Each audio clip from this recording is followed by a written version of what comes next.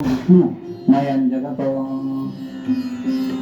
आपण आता संकल्प करायचा, मम आत्मनः सकल शास्त्र पुराणोक्त फलप्राप्त्यर्थम.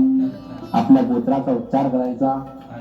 अमुक गोत्रोत्पन्नोऽहम अमुक शर्माणं मम सकुटुंबस्य सपरिवारस्य क्षेम स्थैर्य आयुः आरोग्य ऐश्वर्य अभिवृद्ध्यर्थम समस्त मंगल अवाप्त्यर्थम समस्त अभ्युदय अर्थंच ममेक्षित कामना सिद्ध्यर्थम प्रतिवार्षिक विहितम श्री सिद्धि विनायक देवता प्रीत्यर्थम प्राण प्रतिष्ठापन पूर्वकम यथाशक्ति यथा ज्ञानेन यथा निमित्त उपचार द्रव्यैः ध्यान आह्वानादि पूजन महं करिष्ये.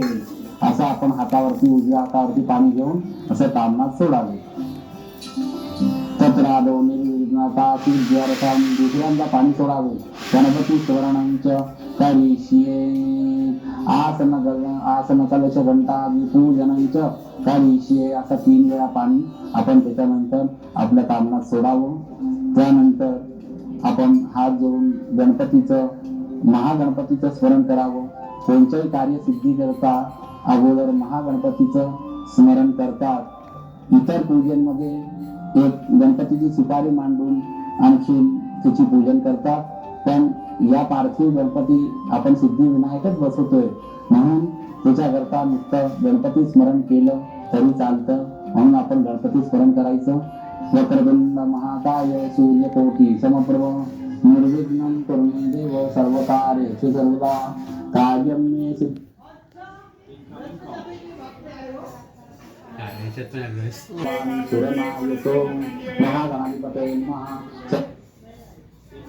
आता एवढं झाल्यानंतर आपण आपले दोन्ही हात उताने असे जमिनीला टेकावे. पृथ्वी त्वया धृता लोकादितं विष्णुना धृता तं च धारयमां देवीं पवित्रं कुरुचासनम् अपसर्पन्तु ये भूता भूमि संस्थिताः ये भूता विघ्नकर्तारः गच्छन्ति देवाज्ञाः अपक्रामन्तु भूतानि पिशाचा सर्वदोषं सर्वेषामविरोधेन पूजा कर्म समारभेत. त्यानंतर आपण न्यास करायचे. आपले जे हे बोटं असतात मी तुला दाखवतोय. ओम गं गणपतये नमः. अंगुष्ठाभ्यां नमः. ओम गं गणपतये नमः. तर्जनीभ्यां नमः. ओम गं गणपतये नमः. मध्यमाभ्यां नमः. ओम गं गणपतये नमः. अनामिकाभ्यां नमः. ओम गं गणपतये नमः. तनुष्ठिकाभ्यां नमः. ओम गं गणपतये नमः. करतलकरपुष्टाभ्यां नमः. ओम गं गणपतये नमः. हृदयाय नमः. ओम गं गणपतये नमः. शीर्षे स्वाहा. ओम गं गणपतये नमः. शिखाय वोचतो. ओम गं गणपतये नमः. कवचाय हुं. ओम गं गणपतये नमः. नेत्रत्रयाय वोचतो. ओम गं गणपतये नमः. अस्त्राय पतो इति जिब्बंदाः. असा आपला हात असा फिरवून आणखी जोराने टाळी वाजवावी. अस्त्राय पतो. त्यानंतर उजवा हात आपण या आपल्या कंठावरती ठेवावा. आणखी डावा हात आपल्या हृदयावर लावावा. कलशस्य मुखे विष्णू कंठे रुद्रसमाहितः मूले च सुब्धो ब्रह्मा मध्ये मातृनासुताः कुक्षौ सागरा सर्वे सप्तद्वीपा वसुंधरा ऋग्वेद यजुर्वेदो सामवेदो अथर्वणः अंगश्च सहिता सर्वे कलश समाहिताः. अत्र गायत्री सावित्री शांती पुष्टिकरिता आयां देव पूजार्थं वृतक्षयकारकाः. गंगे च यमुने च गोदावरी सरस्वती नर्मदे सिंधु कावेरी जलेस्मिन् सन्निधिं कुरु. कलशुचिदेव वरुणाय नमः. सकल पूजनार्थे आपण त्या कलशाला दोन दंडाचं बोट लावायचं. त्याच्यावरती फुलाची पाकळी चिटकवून द्यायची. त्यावरती आपण फुलाची पाकळी चिटकवून आमच्या कलशामध्ये सगळ्या गंगा, दी, नर्मदा, यमुना जेवढे आपल्या पवित्र नदी आहेत त्याचं पाणी याच्यामध्ये आपल्या प्रविष्ट आहेत अशी मनात भावना ठेवून त्या कलशाची करुण रूपात पूजा करायची.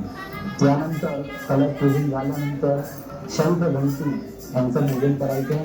एका फुलाला गंध लावून आणि ते शंखाला व्हायचं.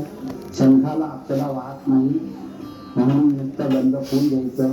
आणखी शंखाला आपण हे गंध फुल घ्यायचं. शंखादौतम देवत्वं पुत्रवरुण देवता पृथ्वीदेवापतीचे विद्यापदे गंगा सरस्वती त्रैलोक्यानि तीर्थानि वासुदेव निजाज्ञा शंखे पुष्पे तस्मात् शंखं प्रपूजयेत् तंपुरा सागरस्तन्ना विष्णुं देवकरे नमः सर्व देवांश्च पांजन्याय नमोस्तुते पांजन्याय विद्महे पावमानाय धीमहि तन्नः शंखः प्रचोदयात् शंखदेवताभ्यो नमः सर्वोपचारार्थे गंधपुष्पं समर्पयामि नमस्करोमि. आता एका फुलाला पुन्हा गंध, अक्षदा, हळद, कुंकू त्याच्यामध्ये लावून आणखी हे गंध फूल गणपतीला लावायचं. आगमार्थं तु देवानां गमनार्थं दुराजिराम पूर्वे घंटारवंत्र देवता वाहनलक्षणं घंटा देवी सर्वोपचारार्थे गंधाक्षतपुष्पं हरिद्रा कुंकुमं सकल सौभाग्यद्रव्यानि समर्पयामि. त्यानंतर ही घंटी आपण वाजवून द्यायची. घंटानादं कुर्यात्. ती घंटी पुन्हा त्याच जागेवर ठेवून एका फुलाला आता आपण गंध, अक्षदा, हळद, कुंकू हे घेऊन आपल्या समोर जो तेलाचा दिवा लावलेला आहे, ज्या नंदादीप लावलेला आहे किंवा समई लावलेली आहे